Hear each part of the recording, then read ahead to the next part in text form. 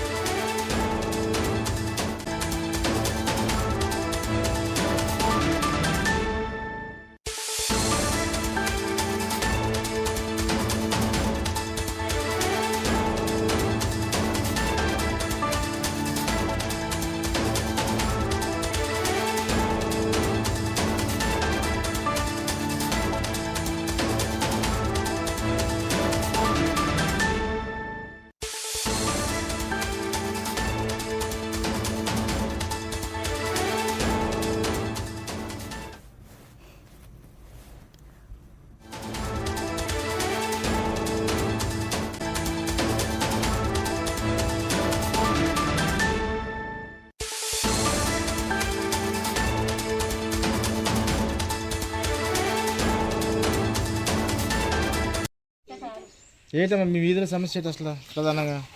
ఇంకా మా వీధిలో సమస్య ఏముందండి, రోడ్డు రాలేదు, కరెంటు లేవు. మా సమస్య ఎలాగో బతుకుతున్నాం, కరెంటు నీళ్ళు లేదు, నీళ్ళు రాలేదు. వచ్చింది తినక అన్నం పడిపోయిందంటే దానికి గుడ్డ చుట్టాడు అని ఈరోగ్యం అతను అయినా ఇంటికాడ ఉంటే కానీ ఇంటికాడ లేకపోతే కానీ ఆయనకి తినాలి లేదు. ఇప్పుడు లేవు అంటే గబుకుని వెళ్ళాలి, అతన్నే పిలాలి. మేము మిమ్మల్ని వెళ్దాం అంటే మాకు నోరు రాదు. మా ఊరు కాబట్టి తెలుసుని తీసుకొచ్చాడు. ఎన్నాళ్ళ నుంచి నీళ్ళు రావట్లేదమ్మా మీకు? వారం రోజులు అయిందండి అది పోయి. వారం రోజు నీళ్ళు లేకపోతే మరి మీరు ఎలా? అక్కడ నుంచి తెచ్చుకుంటున్నాం, పోయి నీళ్ళు వస్తున్నాయి. మెయిన్ రోడ్డు మీద తెచ్చుకుంటున్నారా? మరి ఈ సమస్య అధికారుల దృష్టికి తీసుకెళ్లేదమ్మా మీరు? చెప్పారండి, మా నీళ్ళు కూడా మనవడు చెప్తే వస్తానే అంటున్నారు. వీడి తోటలో పోతున్నారు. నేను పేపర్కి కూడా వచ్చిందండి, మొన్న పేపర్లు కూడా వేసాం. అధికారులు ఎవరు స్పందించట్లేదు. కట్టినప్పుడే మమ్మల్ని పంపించలేదండి. మీకు అందరికి ఇంటి ఎవరు కట్టారు? ఏ రవణమ్మా? చెప్పామా సంగతి. మీకు ఇంటింటి కొల ఇచ్చారా? ఇంటింటికి ఇచ్చాడు. పేరుకి మాత్రం కొలాలు ఉన్నాయి కానీ నీళ్ళు రావట్లేదా? వస్తుంది. 2 రోజులు పట్టినండి ఎంతమంది వచ్చి